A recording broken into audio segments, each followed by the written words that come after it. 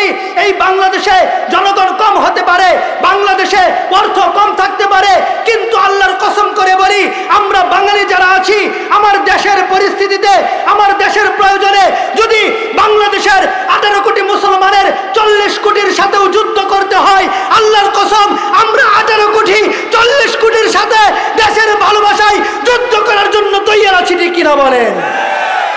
আমরা যা কিছু করার আগে করব, আবিষ্কার করব, গড়ব, ভাঙবো।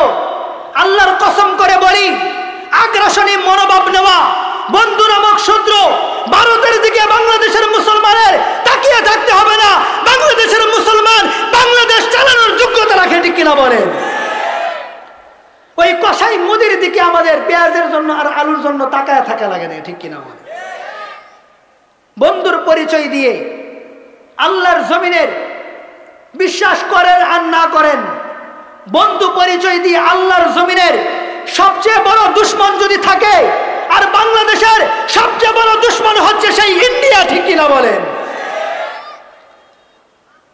এটা এতদিন পরিষ্কার না হইলেও এখন পরিষ্কার হয়েছে, ঠিক কিনা কোন? বাংলাদেশে আমাদের হিন্দু ভাই বোন বা বিধর্মী যারা আছে, আমরা জীবন বাজি রেখে তাদেরকে নিরাপত্তা দিই। কোনো মারামারি আছে? এই আপনারা সুরখায়ের মুসলমানরা কয়টা হিন্দুরে মারছেন? কথা বল নাকি মারছেন? সারা বাংলাদেশে আজকেও আসার সময় মোমেন শাহী বসে এক মেহমান আপ্যায়ন করতেছিল, চা খাচ্ছিলাম, সাধারণ মানুষ, ভ্যানওয়ালা, সকল শ্রেণীর মানুষগুলো বসে বসে তারা কথা বলছে যে এই তোমার মহল্লায় তোমরা কি কোনো হিন্দুরে মারছো? বলে না।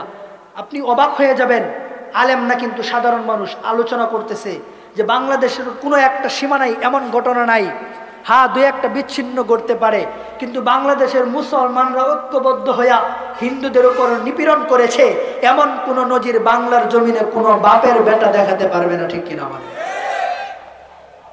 প্রক্ষান্তরে বাংলাদেশে কয়েকজন হিন্দু ইসকনের নাম দিয়ে বাংলাদেশে সাইফুল ইসলাম আলিফ ভাইকে, অ্যাডভোকেটকে হত্যা করার মতো দুঃসাহস দেখিয়েছে।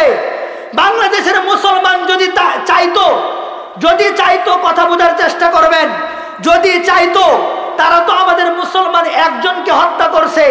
বাংলাদেশের মুসলমান চাইলে একটা হিন্দু ভাইয়েরাও বা অন্য যে কোনো ধর্মাবলম্বী একটাও জীবিত বাংলাদেশের মাটি ক্রস করার সম্ভাবনা ছিল না, ঠিক কিনা বলেন? কিন্তু আমরা ওই পথে হাঁটি নাই কেন? কারণ আমরা ওদের মতো উগ্র না, ঠিক কিনা বলেন? আমরা সম্প্রীতির পরিচয় দিয়েছি। আমরা সর্ব অবস্থায় বাংলাদেশের সকল শ্রেণীর বিধর্মীদেরকে নিরাপত্তা দিয়ে, প্রয়োজনে তাদের খাবার দিয়ে, বন্যায় আক্রান্ত হলে তাদের ঘর নির্মাণ করে বাংলাদেশের মুসলমান ইতিহাস করেছে। বাংলাদেশের মুসলমান সম্প্রীতির নজির দেখিয়েছে। প্রক্ষান্তরে আজকে যারা সেই ইন্ডিয়াতে মুসলমানদের 200 বছরের ঐতিহাসিক যেই নিদর্শন আল্লাহর জমিনে ইন্ডিয়ার যে সমস্ত মুসলমানেরা আল্লাহর কুদরতি কদমে সিজদা দিত, ঐতিহাসিক সেই বাবরি মসজিদ ভেঙে তারা মন্দির বানিয়েছে, ঠিক কিনা বলেন? বাংলাদেশে কয়টা মন্দির ভাঙা মসজিদ বানানো হয়েছে? আছে? কথা বলেন। নাই।